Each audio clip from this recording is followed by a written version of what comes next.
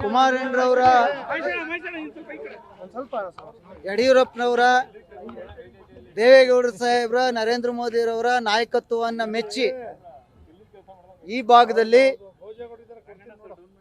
BJP ಮತ್ತೆ ಜೆಡಿಎಸ್ನ ಮೈತ್ರಿ ಪಕ್ಷದ ಅಭ್ಯರ್ಥಿಯಾದಂಥ ವಿವೇಕಾನಂದರವ್ರನ್ನ ಪ್ರಥಮ ಪ್ರಾಶಸ್ತ್ಯ ಮತದಲ್ಲಿ ಇತಿಹಾಸದಲ್ಲೇ ಕೊಡದೇ ಇರ್ತಕ್ಕಂಥ ಬಹುಮತವನ್ನು 4,222 ಮತಗಳ ಅಂತರದಿಂದ ಗೆಲ್ಲಿಸಿದ್ದಾರೆ.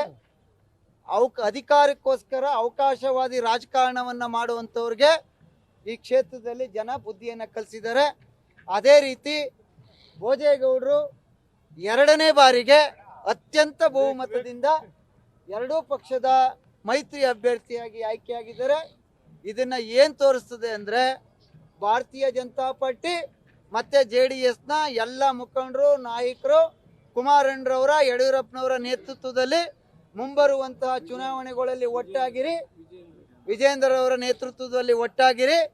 ಮುಂದೆ ಖಂಡಿತವಾಗಿ ಈ ಕಾಂಗ್ರೆಸ್ ಸರ್ಕಾರವನ್ನು ಈ ರಾಜ್ಯದ ಜನ ಕಿತ್ತೊಗಿತಾರೆ ಎನ್ನುವಂಥ ಸ್ಪಷ್ಟ ನಿರ್ದೇಶನವನ್ನು ಈ ಜನತೆ ಕೊಟ್ಟಿದ್ದಾರೆ. ಈಗಲಾದರೂ ಮಾನ್ಯ ಸಿದ್ದರಾಮಯ್ಯನವರು ಜನತೆಯ ಮನಸ್ಸಿನಲ್ಲಿ ಏನಿದೆ ಎನ್ನುವಂಥದ್ದನ್ನ ಅರ್ಥ ಮಾಡ್ಕೋಬೇಕು ಅಂತೇಳಿ ಈ ಮೂಲಕ ಒತ್ತಾಯವನ್ನು ಮಾಡ್ತಾ ಇದ್ದಾರೆ.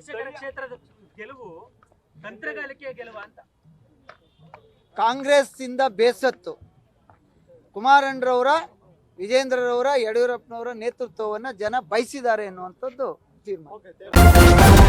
ನ್ಯೂಸ್ ಫಸ್ಟ್ ನಿರ್ಭೀತಿಯಿಂದ ನಿಮ್ಮ ಪರವಾಗಿ.